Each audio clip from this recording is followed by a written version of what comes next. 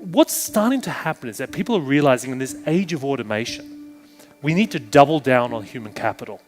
We need to actually get people together, empower them to work on disruptive, original ideas in kind of old school ways. And I kind of think of this as talent patterns. You know, what are the patterns of your best people? How well do you understand where the best ideas come from in your organization, in your teams? Do you risk losing those when people leave? Do you know something like, in America, 10,000 baby boomers retire every single day.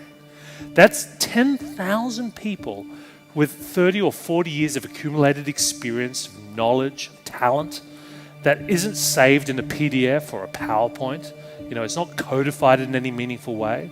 These are exactly the kinds of people, when they leave your partnership, they leave your organization, you've got to find a way of taking those knowledge and relationships and, I don't know, training machine learning algorithms with it. Because if you let that leave, you're literally letting value and intellectual property leave your organization. That's really where the next wave of productivity is going to come from humans, not machines. In the next 10 years, there's going to be professions and jobs and roles in your organization which have never existed before in history. We don't even know what we're hiring for, but you know that there's a mindset of a person who's going to be able to adapt to that new positional situation. I'll give you a simple example, like astronomy, right? This is being totally changed with data at the moment and artificial intelligence. I mean, the Kepler mission was sort of a new telescope which was designed to see the universe with data. But the problem is this generated a hell of a lot of data, more than any human could handle.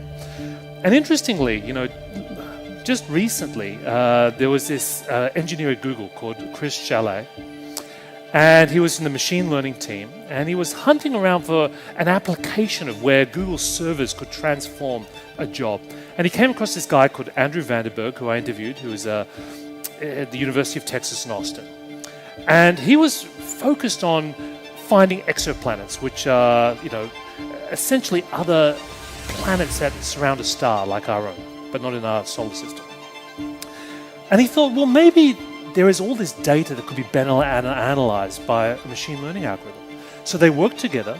They trained a machine learning algorithm to essentially go through all of the data, the kind of a job that a human astronomer used to do.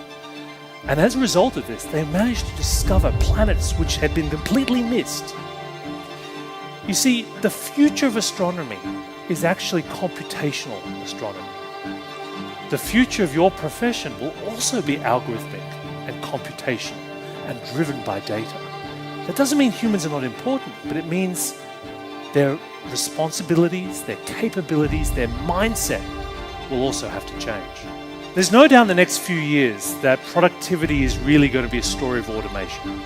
Both you and your clients, I'm sure, are exploring robotic process automation, the use of machines and algorithms to transform what you do. But this is just the start of the story, because we're going to get to the point where if something can be automated, it will be automated. But then what?